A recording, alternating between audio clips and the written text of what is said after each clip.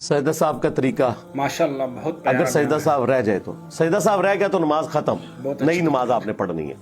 اور رہنے سے مراد یہ ہے کہ آپ کو اگلی نماز میں جا کے یاد آیا، یہاں نماز پڑھی، سلام پھیرنے کے تھوڑی دیر بعد آپ کو یاد آ گیا تو آپ کر سکتے ہیں ادھر بیٹھے بیٹھے۔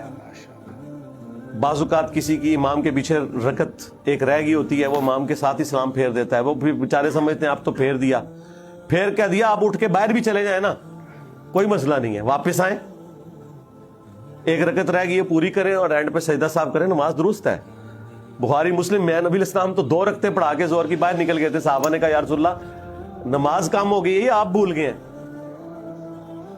آپ نے کہا نہ تو نماز کم ہوئی نہ میں بھولا ہوں، یعنی حضور یہ بھی بھول گئے کہ آپ بھول چکے ہیں۔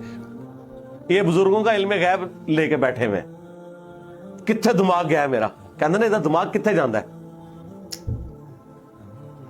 یہ رزلٹ سجدہ صاحب والی حدیث میں سے کبھی نہیں نکلتا تھا ان سے کہ حضور یہ بھی بھول گئے کہ آپ نماز میں بھول گئے، بھولنا بھی بھول گئے۔ اس صحابی نے کہا یا رسول اللہ آپ نے 2 رکعتیں پڑھائی ہیں، آپ فرمائیے ٹھیک کہہ رہے ہیں، ان کا ہاں۔ پھر آپ واپس آئے، 2 اور پڑھی، سجدہ صاحب کیا اینڈ پہ،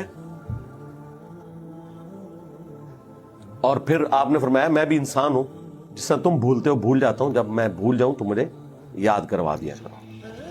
اور بخاری مسلم میں جو کثرت سے 2 طریقے آئے ہیں نا وہ یہی ہیں کہ آخری سلام پھیرنے سے پہلے 2 سجدے کیے جائیں اور پھر دونوں طرف سلام پھیر دیا جائے، ایک یہ طریقہ، اور دوسرا یہ ہے کہ دونوں طرف سلام پھیر کے اینڈ پہ 2 سجدے کر لیے جائیں۔ ویسے تو